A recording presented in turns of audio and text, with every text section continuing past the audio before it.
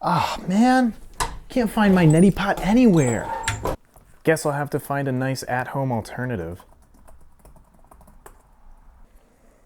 Huh, WikiHow DIY neti pot alternative.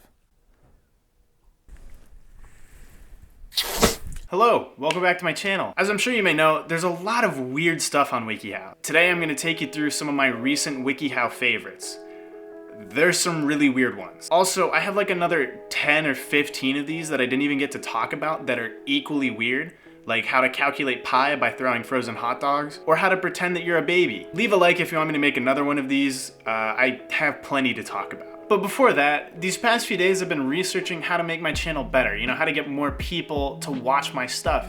And the most common piece of advice that I've found is to do something to really set my videos apart. Something that people can only come here for. I personally couldn't think of anything to do to really set myself apart, so I decided to ask my friends for some suggestions. So, welcome back to my channel, the only channel on YouTube where you will hear the word nipple once every 2 minutes. I will put a nipple timer in the corner, and every 2 minutes at least, I will say the word nipple. Feel free to leave a comment with a different gimmick that I could use next video. Anyways, WikiHow is a website that provides helpful guides on how to do things like smile and breathe. My guess is it's mainly used by robots and aliens trying to fit into normal people, but that's besides the point. My obsession with WikiHow started 2 years ago. I was in German class, and for some reason I desperately needed to know how to hit the quan, something you always need to know how to do. Logically, I turned to WikiHow because where else would I go to learn how to hit the quan? And my life has not been the same since.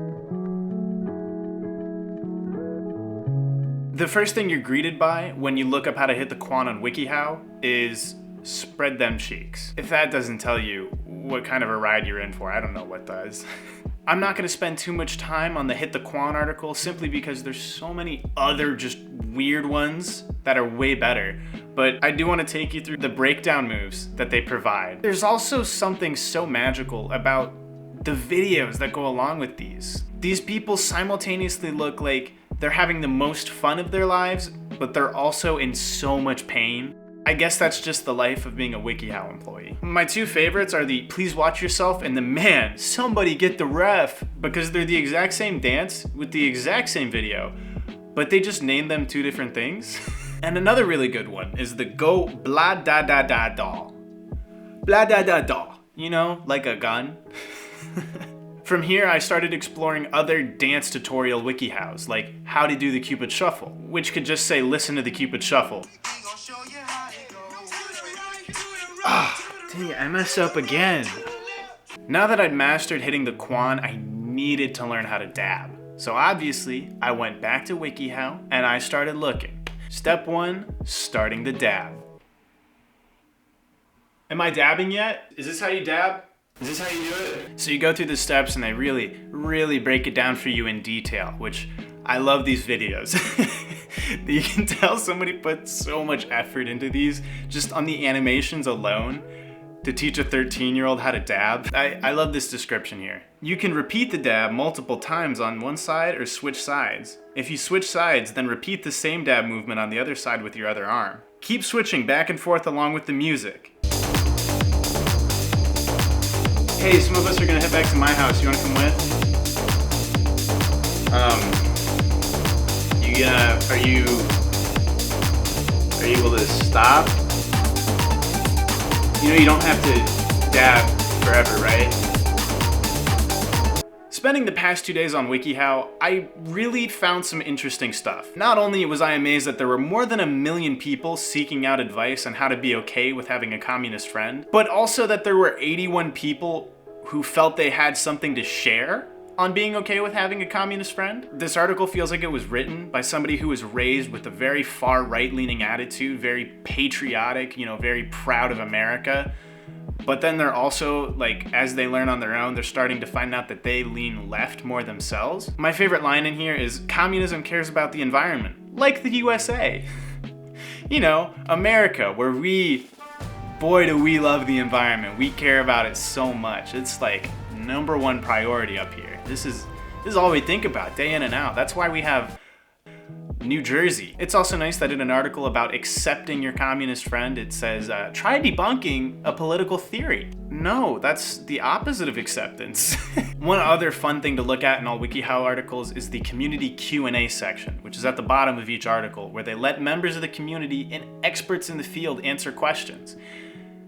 It's bad, always. There's never anything good going on down there. I just found out my neighbor is a communist. Where can I report her to the authorities? Why does my neighbor say he wants to arrest me when I bring up Marxist political theory? How can I explain to my friend that communism doesn't work? And my personal favorite, how do I invite my communist friend to do something fun? You know, because communists hate fun. Just ask them. No, are you stupid? You have to send them a handwritten invitation, but you used mustard instead of ink. But what sort of fun activity would you partake in with your new communist friend? You could start a gang. A kid gang. This is one of those articles that when you come upon it, you're like, oh, no, wait a minute, what? It just doesn't make sense that this exists and that somebody thought it was a good idea. Not only one somebody, but 117 somebodies. That blows my mind. How to run a kid gang. If you want to start an exclusive group with your friends, starting a kid gang should be something you are interested in. There are many benefits to this, such as rivalry, gang wars, and a table at lunch reserved for you and your gang members. You think the Crips do brunch? I bet that's how they get new members to join. Sheesh, I'm not like a big fan of racketeering, but lunch with the boys? I can't resist. All right, step 1 to starting a kid gang. Come up with a cool name. Try to start with your city, you know, Nicholson City Warriors. Make a good name, but try not to copy the name of other gangs. And draft different logos that you and your gang members agree on. What about the Ketchup Town Sprayers? Or the Belchertown Bullies? Or the Burnt Porcupines? I don't really know for that last one. Step 2, recruit some members. One of your goals is to have as many members as possible. Try to recruit 11 to 17-year-old members. It sounds so creepy and predatory. Like, I know what their intention was when they were writing this, but just still, it sounds so creepy. As many people as possible, they say. Okay, hold on. I'm gonna go get the word out real quick.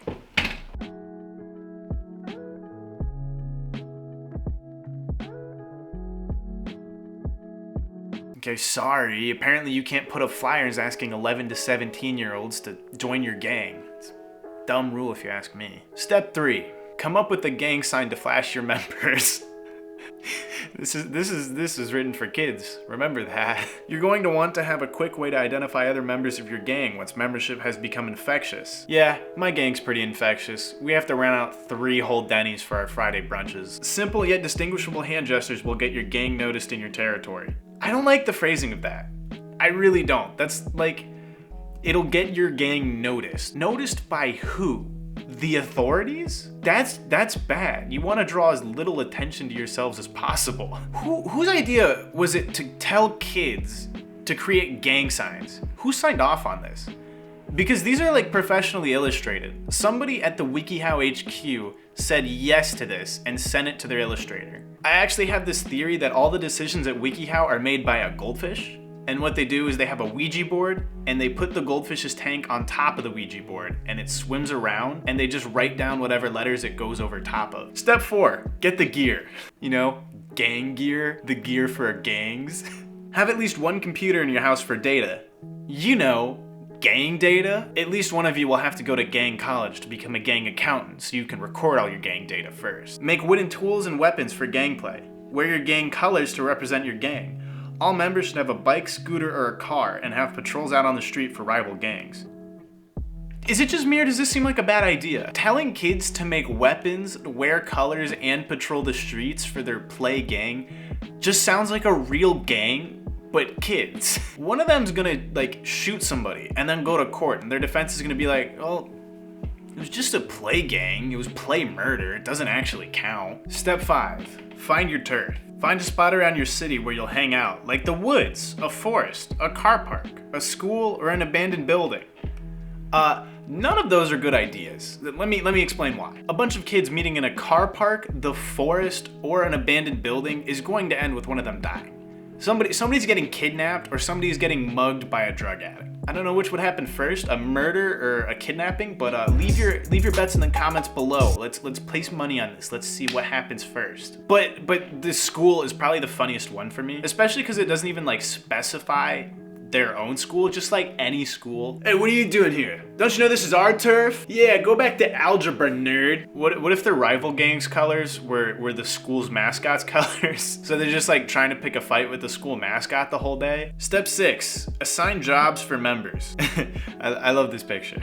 As a gang, you need to assign jobs, including a leader, lookouts, patrollers, and guards. What is going on in that picture? The kids are selling bubblegum. Yeah, my gang only sells bubblegum and crack. Actually, now that I'm taking a closer look, there's no way that's just bubblegum. Like, who packages a thing of bubblegum and just writes bubblegum on it? That's clearly a ruse. I bet I know what they're doing. You know how like on the top of gum there's like that white powder? They're using that as a meal for cocaine. That's what they're doing. These kids are selling cocaine disguised as bubblegum. Step 7, deal with rival gangs. This whole thing is literally just a tutorial on how to make a real gang. Like, you could just drop the word kid from it. If enemies attack, get together as a group and stand your ground. Use protective gear to protect yourself and any other members of your gang. Put patrols on the streets and increase your defenses. Do we see the issues here? One thing I really don't like about this is the picture. It's a picture of a German Shepherd with the caption, increase your defenses, making it seem like they're telling kids to sick German Shepherds on rival gang members. Who approved this? Step 8 should just be systematically eliminate rival gang members and start getting politicians on your payroll, because at this point it's just a real gang tutorial. So that was interesting. Hey, Mac here. I was editing the footage and I noticed that this video is already going on to like 11 or 12 minutes long, and I'm trying to keep my videos around that range right now. So even though I have a bunch more footage, I'm gonna go ahead and leave this one here. If you want me to make another video, even if it's just using the footage that I already got, go ahead and leave a like. Of course, leave a comment letting me know how I can set myself apart in the next video. I might use your suggestion. And before you go, this video is technically sponsored. It's sponsored by my friend's clothing company, Cardinal Society. Cardinal Society is a clothing company started by my friend out of his garage. He makes some good stuff. I mean, I'm gonna keep it simple. It's a great company with great designs. The shirt that I was wearing in the video, is actually one of his designs. I'm gonna go ahead and read off sort of the tagline that he wrote for this drop that he's doing. Nikolai Tesla once said, understanding 369 will help you understand the universe, which is very true, but to understand the spark inside of you is the real key, because that spark is the light at the end of your tunnel. I'm going to leave the link to Cardinal Society's Instagram and their website in the description. Please go over there, follow him, buy some clothes, just comment, let him know that I sent you. Yeah, that's it. Have a nice day. And as always, nipple.